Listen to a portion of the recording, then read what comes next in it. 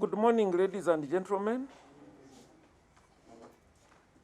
Of course, I add my voice to the fellow security officers to our disappointment of the violation of the guidelines given by Ministry of Health and the government in general,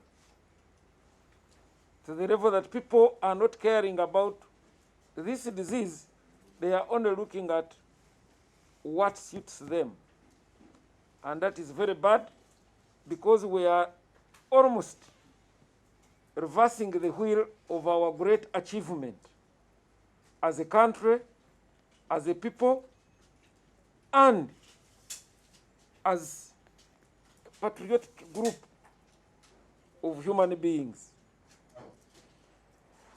This morning, we have 7,103,184 cases worldwide. 7 million, that's not a small number.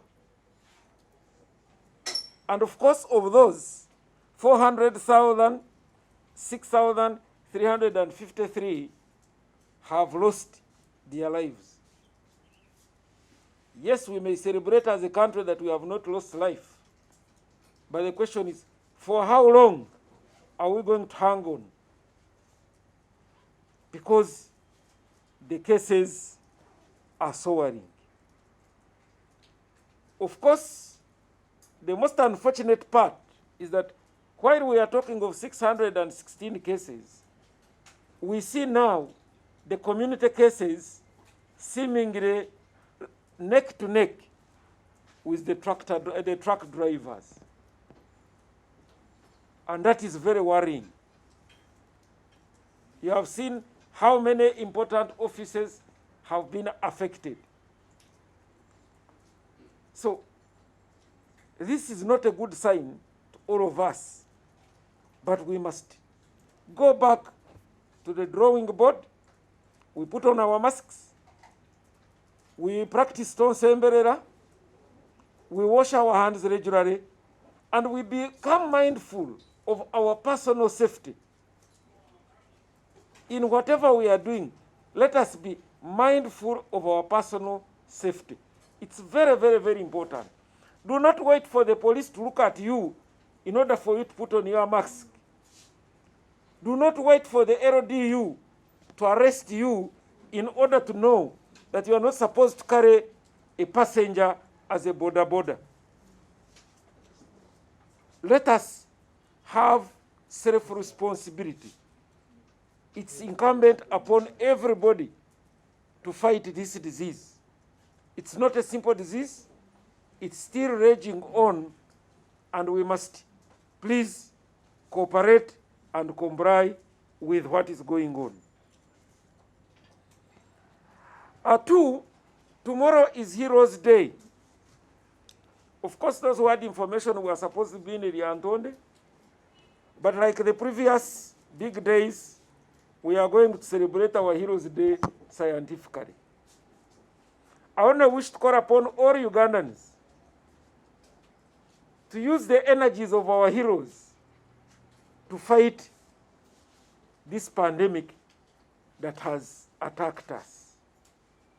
If we correct what our heroes did for this country, then we should also make a contribution to save the next generation.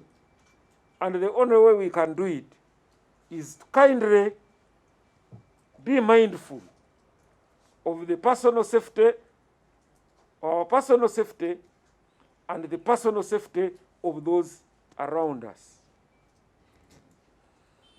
I have about 2 rumors to clear here.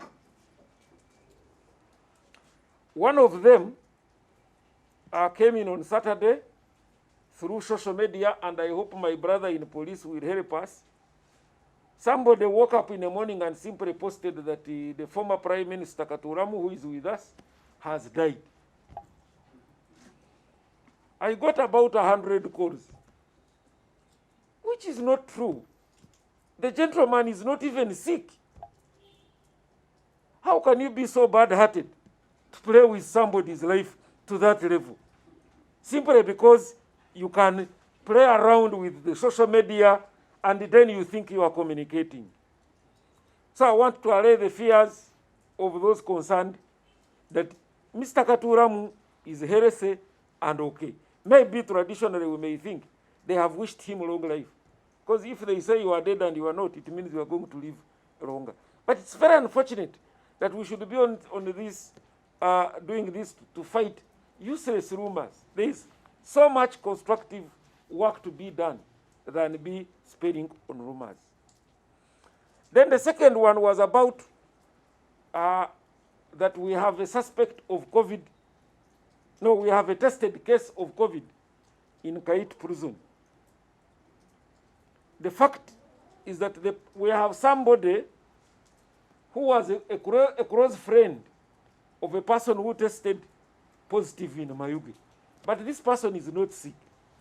So it's not fair to speculate that already we have COVID in prisons, because it's not there.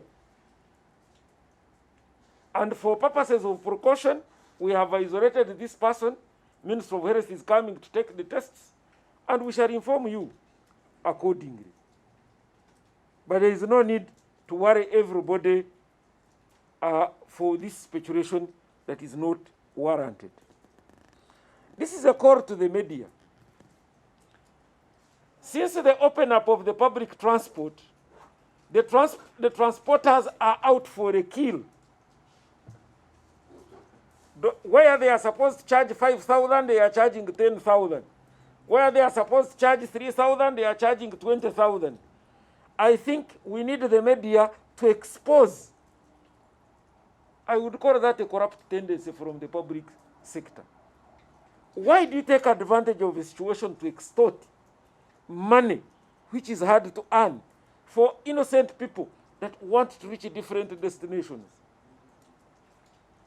We condemn that in the strongest terms possible. We are all affected the same way. Please, transporters, adhere to the guidelines given by Ministry of Works, which are very clear. It does not pay for you to want to extort, to compensate for the lost times. Even these ones we are trying to squeeze actually made even worse losses than you. And of course, I continue to condemn the borders for carrying people. Wait until that time when they allow you to carry people. For now, let's go by the government guidelines. Yesterday, I was shocked. I told you some time back that I like naming and shaming. Yesterday, I had a chance to move around different bus terminals. Tonsemberera does not exist because people are fighting. There is no order. Those who booked 2 days back are not going. Those who have come this morning are boarding. The bus owners, kindly put your house in order, observe the guidelines, because if we don't do what is expected of us, the long arm of the law is in place. There is a government which will help us do these things rightly.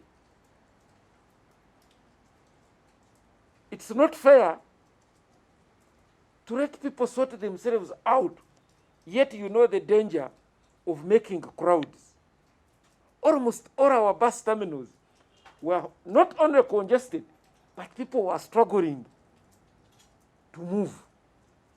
And we should not allow that one. The PRs of those bus companies kindly come and engage the people.